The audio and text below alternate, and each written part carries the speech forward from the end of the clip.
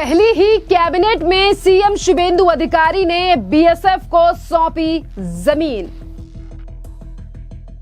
अब बांग्लादेश और पश्चिम बंगाल बॉर्डर पर होगी फेंसिंग। बंगाल में आयुष्मान भारत लागू, जनता भी शुभेंदु अधिकारी के फैसले से हुई खुश। पश्चिम बंगाल में नई सरकार के गठन के साथ ही अब एक्शन में दिख रहे हैं मुख्यमंत्री शुभेंदु अधिकारी, और आज उन्होंने पहली ही बैठक यानी कि पहली ही कैबिनेट बैठक में पश्चिम बंगाल की सुरक्षा को लेकर एक बड़ा महत्वपूर्ण फैसला लिया है, जिस पर ममता बनर्जी के लिए भी ये बड़ा झटका है। जी हाँ, जहां पहले ममता बनर्जी फेंसिंग नहीं होने दे रही थी बांग्लादेश और पश्चिम बंगाल के बीच के बॉर्डर इलाके में, पर आज उसी बॉर्डर इलाके को लेकर मुख्यमंत्री शुभेंदु अधिकारी ने घोषणा कर दी है कि बॉर्डर एरिया में बीएसएफ को जमीन ट्रांसफर करने की प्रक्रिया आज से ही शुरू की जाए, और इसका मकसद बॉर्डर सुरक्षा को और भी ज्यादा मजबूत करना है। सरकार का ये लक्ष्य इस पूरे ट्रांसफर प्रोसेस को 45 दिनों के अंदर पूरा कर दिया जाएगा। जहां पश्चिम बंगाल और देश की सुरक्षा को देखते हुए मुख्यमंत्री शुभेंदु अधिकारी ने यह बड़ा फैसला लिया है। तो अब आपके लिए बता दें कि मोदी सरकार के द्वारा पूरे देश में दी जा रही आयुष्मान भारत की योजना भी अब पश्चिम बंगाल में लागू होने जा रही है। जी हाँ, यानी कि हम कहें कि लागू कर दी जाएगी आज से। यानी कि ममता बनर्जी जिन कार्यों को रोककर बैठी थी, आज वो तमाम कार्य शुरू हो चुके हैं पश्चिम बंगाल में। और इसी के साथ साथ आपके लिए बता दें कि पश्चिम बंगाल के विकास और सुरक्षा, महिला सुरक्षा को लेकर भी तमाम और बड़े फैसले आज मुख्यमंत्री शुभेंदु अधिकारी के द्वारा लिए गए हैं, जो कि उन्होंने आज अपनी प्रेस कॉन्फ्रेंस में बताए हैं। पहले जरा आप उनकी प्रेस कॉन्फ्रेंस पे नजर डालिए। আপনাদের সবাইকে ভারতীয় জনতা পার্টি তথা এনডিএর সরকারের প্রথম ক্যাবিনেটের পক্ষ থেকে আন্তরিক ধন্যবাদ এবং অভিনন্দন জানাই। আমরা যে গুরুদায়িত্ব নিয়েছি, চলার পথে সংবিধানের চতুর্থ স্তম্ভ মিডিয়ার একটি গুরুত্বপূর্ণ ভূমিকা রয়েছে। আপনাদের পরামর্শ এবং সহযোগিতা ভারতীয় জনতা পার্টি পরিচালিত ক্যাবিনেট আন্তরিকতার সঙ্গে আশা করে। আমরা আজকে প্রথম ক্যাবিনেটের মিটিং করেছি। আমার সাথে মন্ত্রিসভায় যারা যোগদান করেছিলেন 5 জন আমার অত্যন্ত গুরুত্বপূর্ণ সতীর্থ, সম্মানীয় দিলীপ ঘোষ মহোদয়, সম্মানীয় অগ্নিমিত্রা পাল, সম্মানীয় অশোক কীর্তনিয়া, সম্মানীয় ক্ষুদিরাম টুডু, সম্মানীয় নিশীথ প্রামাণিক, তারা আজকের এই ক্যাবিনেটে গুরুত্বপূর্ণ ক্যাবিনেটে অংশগ্রহণ করেছেন। এর বাইরেও মুখ্য সচিবের নিয়ন্ত্রণে সরকারি আধিকারিকরা এবং মুখ্যমন্ত্রীর দপ্তরের উপদেষ্টা সহ অন্যান্যরা ক্যাবিনেটে আমাদের সহযোগিতা করেছেন। আমি গোটা রাজ্যের মানুষকে ডক্টর শ্যামাপ্রসাদ মুখার্জির এই পশ্চিমবঙ্গ ভূমি আপনারা যে গুরুদায়িত্ব আমাদের কাঁধে তুলে দিয়েছেন, মাননীয় প্রধানমন্ত্রী নরেন্দ্র মোদীজির মার্গদর্শনে এই ক্যাবিনেট সুশাসন, সুরক্ষা এবং ডবল ইঞ্জিন সরকারের যে চলার পথ রয়েছে, যা অন্যান্য 20টি রাজ্যে চলছে, সেই পথে অগ্রসর হবে। এটা আমি পশ্চিমবঙ্গের দলমত নির্বিশেষে, বর্ণ ধর্ম নির্বিশেষে বাংলার জনগণকে আশ্বস্ত করতে চাই, এই মন্ত্রিসভা, এই সরকার for the party, by the party, of the party ব্যবস্থা তুলে দিয়ে সংবিধান প্রণেতা প্রাতঃস্মরণীয় ডক্টর বাবা সাহেব আম্বেদকরের সংবিধানের প্রধান যে ভাষা for the people, by the people, of the people ভিত্তিতে চলবে। এবারে কাজের কথায় আসি। আজকে আমরা প্রথম ক্যাবিনেটে 6টা সিদ্ধান্ত নিয়েছি। প্রথম, পশ্চিমবাংলার গণতন্ত্রের যে মহোৎসব হল, দীর্ঘদিন বাদে মৃত্যুহীন, ভয়মুক্ত, অবাধ নির্বাচন গোটা ভারতবর্ষ কেন গোটা পৃথিবীর মানুষ দেখল। তাই একটা প্রদেশের নির্বাচন নিয়ে আজকে বিশ্বের বিভিন্ন সংবাদ মাধ্যমে আলোচনা হচ্ছে। তাই আমরা প্রথমেই বাংলার জনগণ তথা 93% ভোট প্রদানকারী ভোটারদেরকে নতমস্তকে কৃতজ্ঞতা জানালাম। সাথে ভারতের নির্বাচন কমিশনের নিয়ন্ত্রণাধীন ভোট কর্মী, গণনা কর্মী, বাইরের রাজ্য থেকে আসা অবজারভার, কেন্দ্রীয় সুরক্ষা বল, রাজ্য পুলিশ, কলকাতা পুলিশ, সংবাদ মাধ্যম, নির্বাচনে প্রতিদ্বন্দ্বী রাজনৈতিক দল, প্রার্থী, প্রত্যক্ষ পরোক্ষভাবে এই এত বড় কর্মযজ্ঞে অংশগ্রহণকারী প্রত্যেকের প্রতি এই ক্যাবিনেট কৃতজ্ঞতা জ্ঞাপন করে। দ্বিতীয়, আমরা যাদের আত্মবলিদানের মধ্য দিয়ে বিজেপি সরকার প্রতিষ্ঠা হয়েছে, সেই ভারতীয় জনতা পার্টির অকালে ঝরে যাওয়া 321 জন যারা আত্মবলিদান করেছেন, তাদেরকে শ্রদ্ধার সঙ্গে স্মরণ করেছি, সমবেদনা জানিয়েছি। তাদের পরিবারের প্রতি এই সরকার দায়বদ্ধ। তারা যেমন হত্যার বিচারও আশা করেন, তা আমরা দেব। সাথে সাথে এই পরিবারগুলির সামাজিক এবং অন্যান্য কল্যাণকর সমস্ত দায় দায়িত্ব আমরা এই সরকার কাঁধে তুলে নিলাম।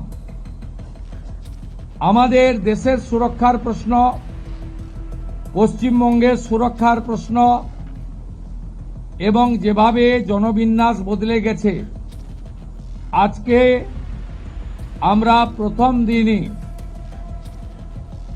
আমরা কেন্দ্রীয় স্বরাষ্ট্র দপ্তর তথা বিএসএফ এর সীমান্ত সুরক্ষিত করার জন্য জমি ট্রান্সফার প্রক্রিয়া আমরা আজকে অনুমোদন দিলাম এবং আজ থেকেই ল্যান্ড ট্রান্সফার প্রক্রিয়া শুরু হবে। ভূমি ও রাজস্ব সচিব তাকে এবং মুখ্য সচিবকে দায়িত্ব দেওয়া হল 45 দিনের মধ্যে বিএসএফ এর প্রয়োজনীয় জমি হস্তান্তর সম্পূর্ণ করতে হবে, যা আমাদের কেন্দ্রীয় স্বরাষ্ট্রমন্ত্রী নির্বাচনের আগেই বলেছিলেন। এই কাজটা আজকে প্রথম ক্যাবিনেটে আমরা করলাম। মাননীয় প্রধানমন্ত্রী নরেন্দ্র মোদীজি তিনি বলেছিলেন প্রথম ক্যাবিনেট মিটিংয়ে আমরা আয়ুষ্মান ভারতে যুক্ত হব।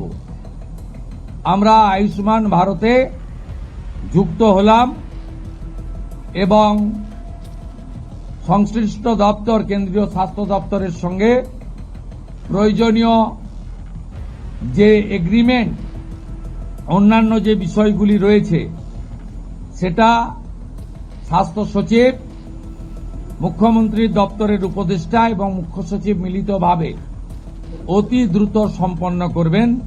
অর্থাৎ আজ থেকে মাননীয় প্রধানমন্ত্রীর ঘোষিত পশ্চিমবাংলার মানুষের প্রতি যে কমিটমেন্ট আজকে ভারতীয় জনতা পার্টির ক্যাবিনেট সেটা সম্পূর্ণ করল।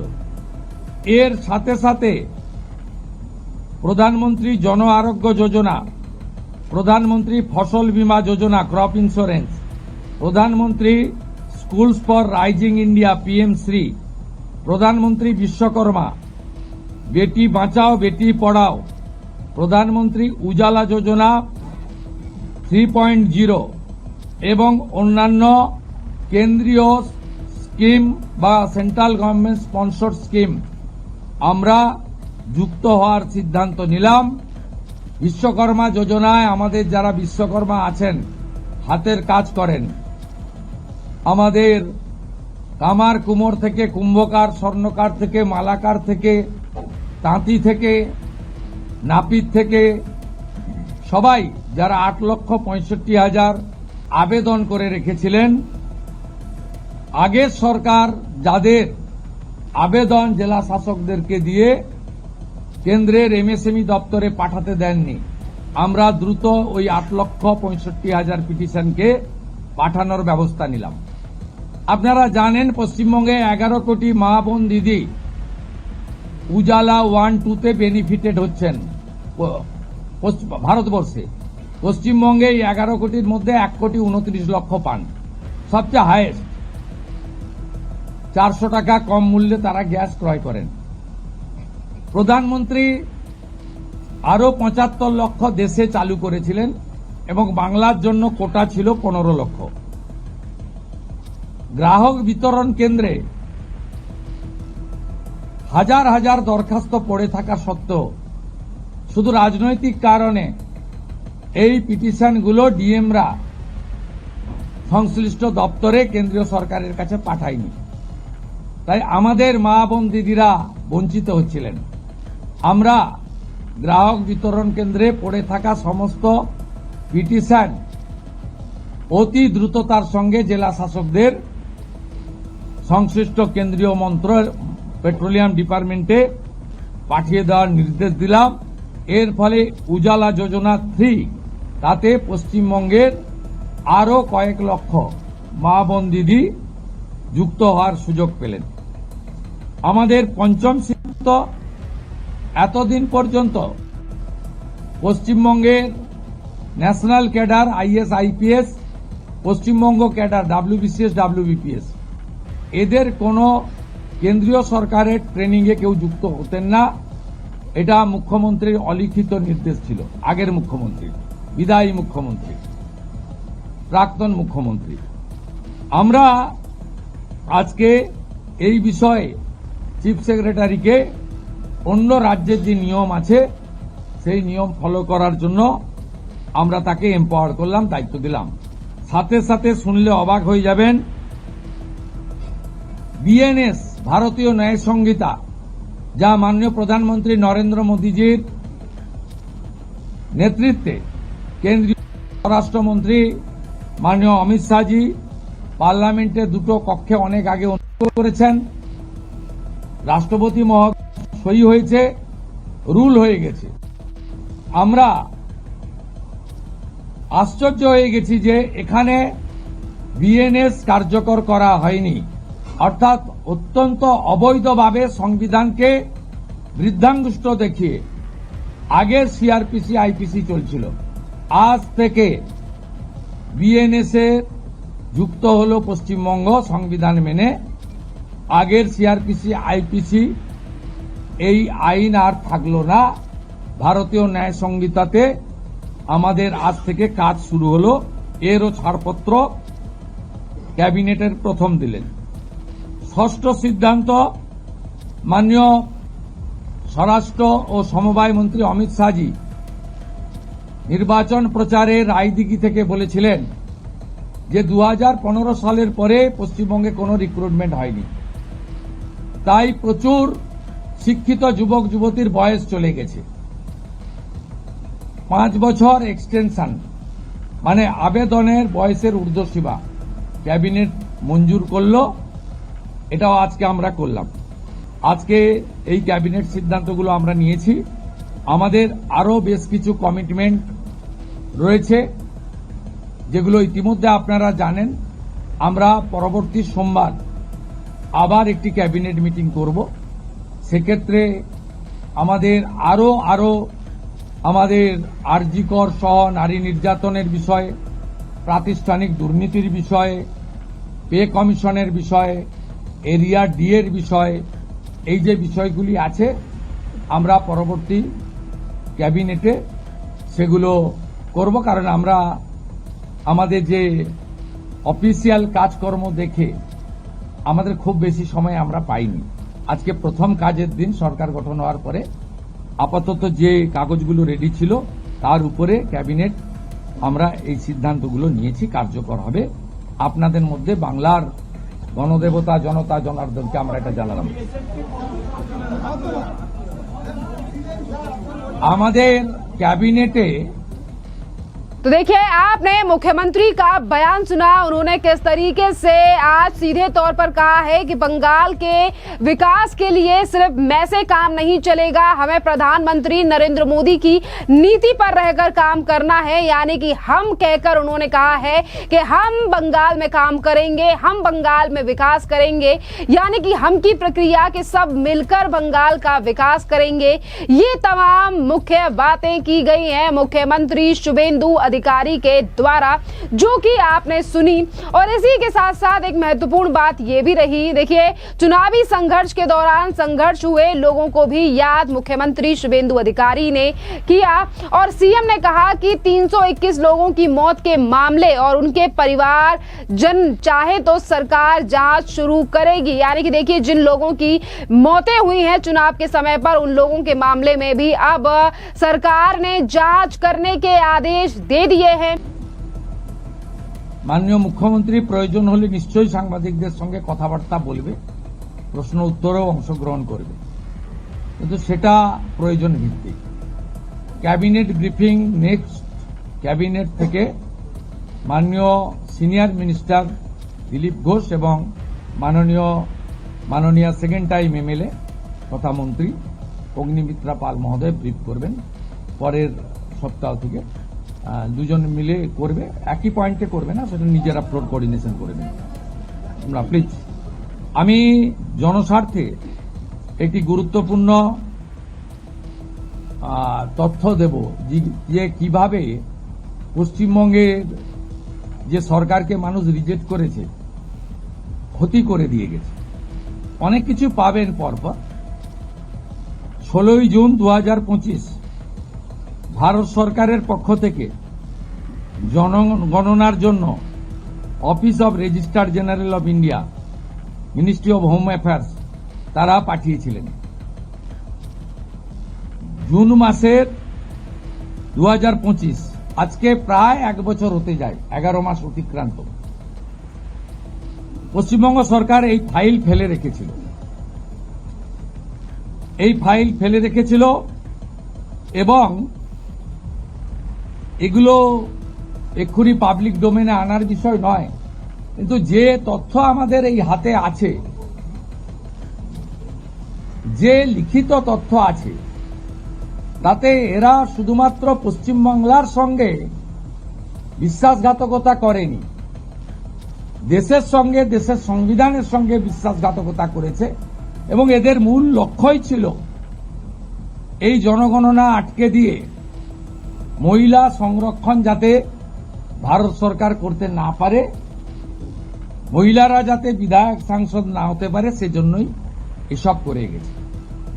আজকে আমরা এখনই জনগণনা সংক্রান্ত 16 June 2025 ministry of home affairs, office of registrar general India তাদের পাঠানো সার্কুলারকে আমরা এখনই কার্যকর করলাম। এই মুহূর্ত থেকে জনগণনার কাজ, তার প্রক্রিয়া পশ্চিমবঙ্গ সরকার আজ থেকে এই মুহূর্ত থেকে করল। এটি প্রশাসনিক নির্দেশে হলো।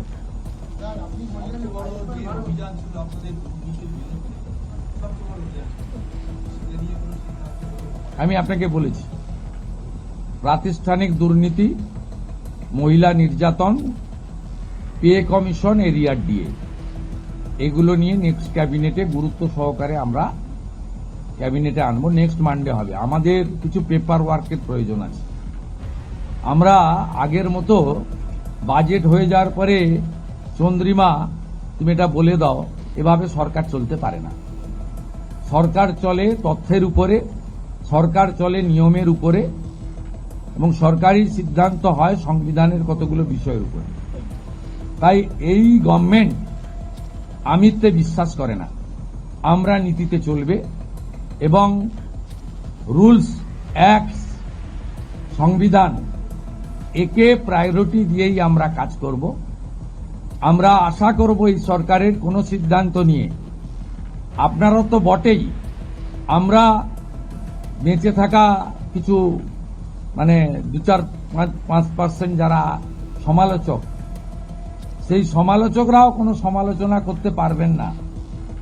এই রকম সুযোগ এই সরকার দেবে না, ভরসা রাখতে পারবে। এই জন্যই মাননীয় প্রধানমন্ত্রী বলেছেন, বিজেপি পশ্চিমবঙ্গ বলেছে, ভয় আউট, ভরসা ইন। ভরসাটা আমাদের উপরে রাখুন, আমরা ঠিক পথে চলব।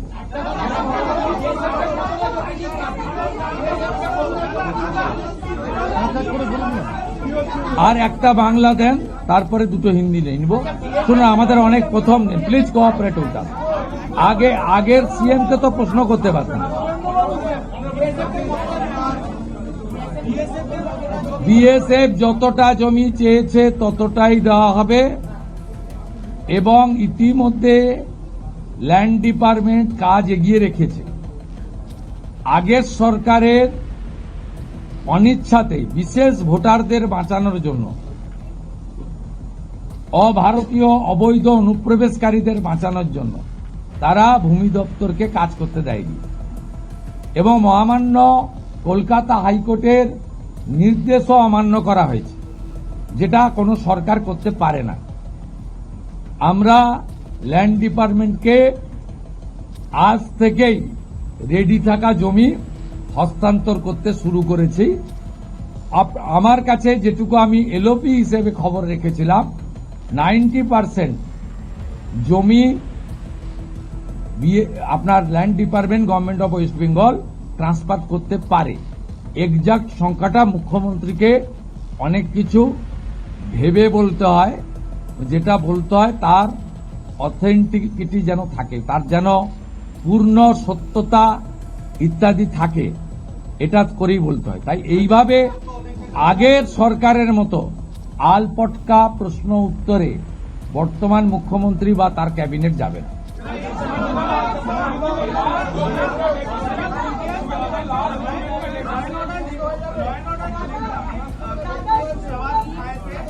आप जो विरोधी में उठाए थे, आप सत्ता में आप आ गए, आपका सिंगल डायरेक्टिव क्या होगा के लिए ताकि रिस्टोर हो पाए राज्य का लॉ और बीएसएफ वाला भी अब जो दे रहे हैं वो में थोड़ा।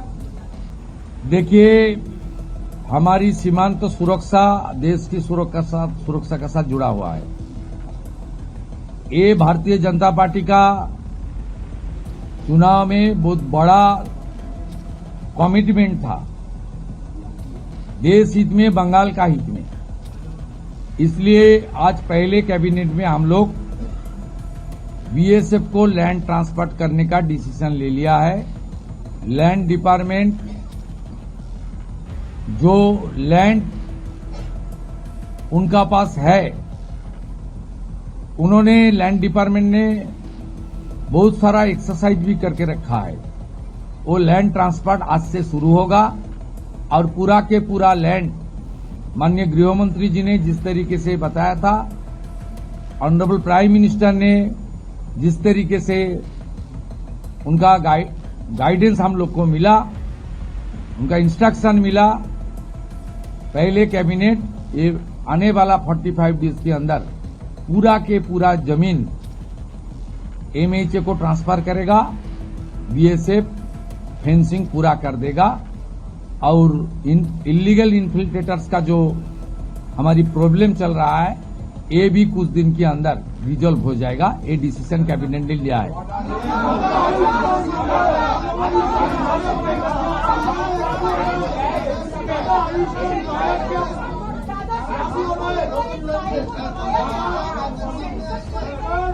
देखिए, ये सरकार जो पीछे सरकार था, जिनको जनता ने फुल्ली रिजेक्ट कर दिया, ये बड़ा मैंडेट बीजेपी को दिया।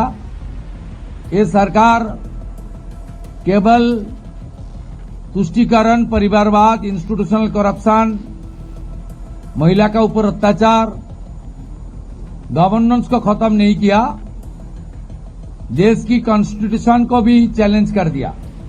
16 जून 2025 ministry of home affairs, office of registered general India notification किया था।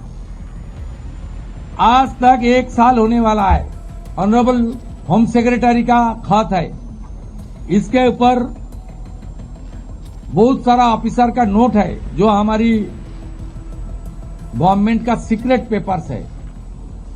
ये लोग सेंसस को रोक के रखा था। ये सेंसस रोक के रखने के लिए इसका एक ही प्लानिंग है था। खास करके जो हमारी माँ, दीदी, बहन, उनको प्रधानमंत्री जी ने रिजर्वेशन देने के लिए, डिलिमिटेशन करने के लिए जो कोशिश कर रहा है, उनको रोकना। ये बहुत, हम लोग इसको फैक्ट फाइंडिंग कमेटी भी करूंगा, इसलिए कौन कौन इसके साथ जिम्मेदार है वो तो आने वाला। लेकिन आज एडमिनिस्ट्रेटिव ऑर्डर कर दिया हम लोग। आज से ही सेंसस का काम शुरू हो जाएगा। 11 महीने का बाद ये इम्प्लीमेंट हो रहा है, इसलिए आपको सामने मैं इसका खुलासा किया।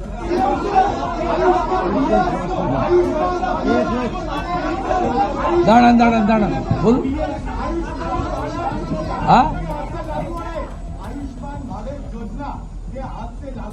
ऑनरेबल प्राइम मिनिस्टर साहब का कमिटमेंट था, बीजेपी का मैनिफेस्टो में था। आयुष्मान भारत कैबिनेट ने मंजूरी दे दिया है।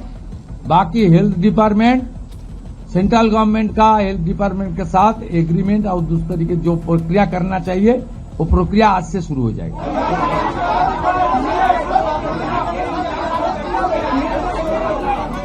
अरे बांग्ला तो बोलছি দাঁড়ান